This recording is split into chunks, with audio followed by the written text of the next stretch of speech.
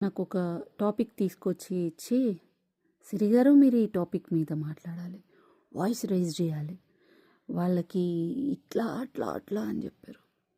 నాకు నవ్వొచ్చింది యాక్చువల్లీ అనేటప్పుడు. అంటే వాళ్ళ పెయిన్ అర్థమవుతుంది. జెన్యూన్ ఉన్నారు మీరు. కానీ మీకెప్పటికైనా ఈ టాపిక్ ఎవరికో ఒకరికి అర్థమవుతుందని ఏ సిచ్యువేషన్స్ పోయి ఇరుక్కోకుండా జాగ్రత్త పడతారని చెప్తున్నా. నేను ఇక్కడ మీకు చాలాసార్లు చెప్పాను.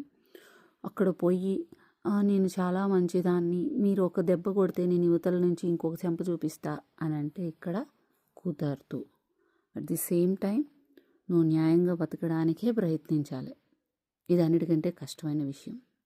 ఈ రెండిటి మధ్యలో బ్యాలెన్సింగ్ అనేది ఉండాలి. నువ్వు ఒక మంచి కోసం ఆలోచిస్తున్నప్పుడు, అంటే నువ్వు ఎట్లా పడితే అట్లా ఉండేటప్పుడు నీకు అన్ని సిచ్యువేషన్స్ అనుకూలంగా ఉంటాయి. కానీ నేను ఇలా మంచిగా బతకాలి అనేటప్పుడు ఏమైందంటే నీ శక్తి సరిపోదు. ఇప్పుడున్న ఈ కలియుగానికి నీ శక్తి సరిపోదు. 100 రకాల డైవర్షన్స్ వస్తాయి. నువ్వే అదవ్వని ప్రూవ్ చేయడానికి ప్రయత్నిస్తుంటారు. ఏ జనం కోసం నువ్వు ఫైట్ చేస్తున్నావో వాళ్ళే 4 రాళ్ళు వేసేసి వెళ్ళిపోతారు. అండ్ మనం ఎప్పుడైనా కూడా చిన్నప్పటి నుంచి మంచిగా ఏం పెరుగుంటాం కదా, ఏదో పనులు చేస్తేనే పెరుగుతాం. దాన్ని తీసుకొచ్చి నీ ముందు పెడతారు. ఒరే నేను అది కాదురా ఇప్పుడు ఇదంటే కూడా ఎవడు నమ్మడు. ఏ జనంకి నువ్వైతే ఫైట్ చేయాలి, ఏ జనం కోసం ఫైట్ చేయాలనుకున్నావో వాళ్ళే నువ్వు ఒక ఎదవగా వాళ్ళు చిత్రీకరిస్తారు.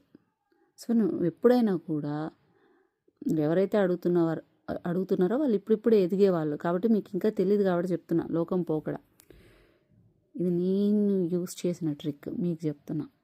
నువ్వు ఎప్పుడైనా 10 మందికి మంచి చేయాలనుకునేటప్పుడు నిన్ను నువ్వు స్ట్రాంగ్ చేసుకోవాలి. నువ్వు హెల్ప్ చేయాలి, లేకుంటే సర్వీస్ చేయాలి, ఏదన్నా చేయాలి, ఒక టాపిక్ మీద రైజ్ చేయాలంటే నువ్వు టాపిక్ మీద రైజ్ చేసేదానికంటే దానికి సొల్యూషన్ ప్రాక్టికల్గా ఏముందో, నీ వల్ల ఏమవుతుందో అది ట్రై చేయి. నిన్ను నువ్వు స్ట్రాంగ్ చేసుకోవాలి.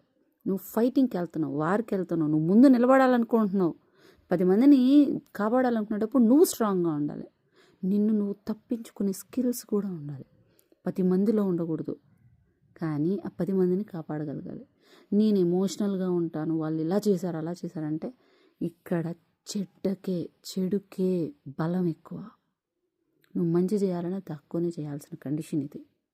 నేను ముందుకు పోతా, ఫైట్ చేస్తా అంటే నేను చెప్పినాను కదా, ఈ జనంకి నిజంగానే చేత కాదు కాపాడడం.